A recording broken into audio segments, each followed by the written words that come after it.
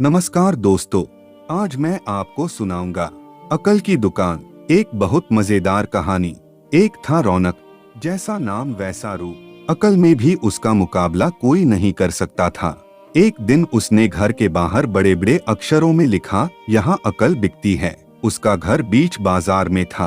हर आने जाने वाला वहाँ से जरूर गुजरता था। हर कोई बोर्ड देखता, हंसता और आगे बढ़ जाता। रौनक को विश्वास था कि उसकी दुकान एक दिन जरूर चलेगी। एक दिन एक अमीर महाजन का बेटा वहां से गुजरा। दुकान देखकर उससे रहा नहीं गया।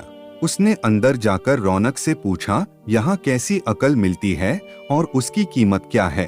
उसने कहा, यह इस बात पर निर्भर करता है कि तुम इस पर कितना पैसा खर्च कर सकते हो। गंपू ने जेब से 1 रुपया निकालकर पूछा, इस रुपए के बदले कौन सी अकल मिलेगी और कितनी? भाई, 1 रुपए की अकल से तुम 1 लाख रुपया बचा सकते हो। गंपू ने 1 रुपया दे दिया। बदले में रौनक ने एक कागज पर लिख कर दिया, जहाँ 2 आदमी लड़ झगड़ रहे हों, वहाँ खड़े रहना बेवकूफी है। गंपू घर पहुँचा और उसने अपने पिता को कागज दिखाया। कंजूस पिता ने कागज पढ़ा तो वह गुस्से से आग बबूला हो गया। गंपू को कोसते हुए वह पहुँचा अकल की दुकान। कागज की पर्ची रौनक के सामने फेंकते हुए चिल्लाया, वह रुपया लौटा दो जो मेरे बेटे ने तुम्हें दिया था। रौनक ने कहा, ठीक है, लौटा देता हूँ, लेकिन शर्त यह है कि तुम्हारा बेटा मेरी सलाह पर कभी अमल नहीं करेगा। कंजूस महाजन के वादा करने पर रौनक ने रुपया वापस कर दिया। उस नगर के राजा की 2 रानियां थीं। एक दिन राजा अपनी रानियों के साथ जौहरी बाजार से गुजरा। दोनों रानियों को हीरों का एक हार पसंद आ गया। दोनों ने सोचा, महल पहुंचकर अपनी दासी को भेजकर हार मंगवा लेंगी। संयोग से दोनों दासियां एक ही समय पर हार लेने पहुंची। बड़ी रानी की दासी बोली, मैं बड़ी रानी की सेवा करती हूं, इसलिए हार मैं लेकर जाऊंगी।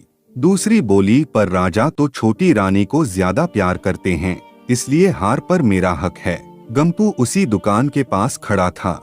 उसने दासियों को लड़ते हुए देखा। दोनों दासियों ने कहा, वे अपनी रानियों से शिकायत करेंगी। जब बिना फैसले के वे दोनों जा रही थीं, तब उन्होंने गंपू को देखा।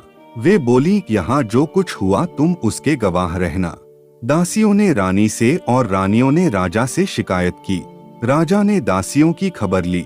दासियों ने कहा, गंपू से पूछ लो, वह वहीं पर मौजूद था। राजा ने कहा, बुलाओ गंपू को गवाही के लिए, कल ही झगड़े का निपटारा होगा। इधर गंपू हैरान, पिता परेशान। आखिर दोनों पहुँचे अकल की दुकान। माफी मांगी और मदद भी। रौनक ने कहा, मदद तो मैं कर दूं, पर अब जो मैं अकल दूंगा उसकी कीमत है 5000 रुपए। मरता क्या न करता। कंजूस पिता के कुर्ते हुए दिए 5000।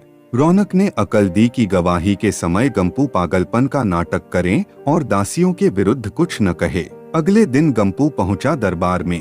करने लगा पागलों जैसी हरकत।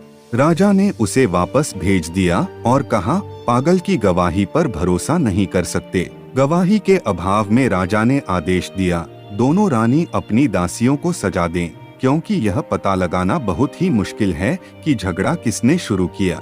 बड़ी रानी तो बड़ी खुश हुई, छोटी को बहुत गुस्सा आया।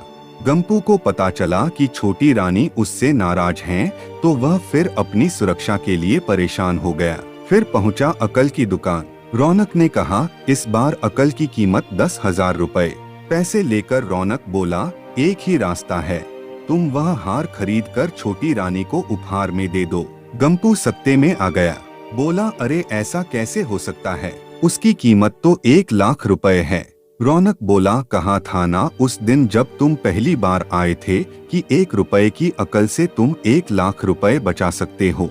इधर गंपू को हार खरीद कर भेंट करना पड़ा, उधर अकल की दुकान चल निकली। कंजूस महाजन सिर पीट कर रह गया।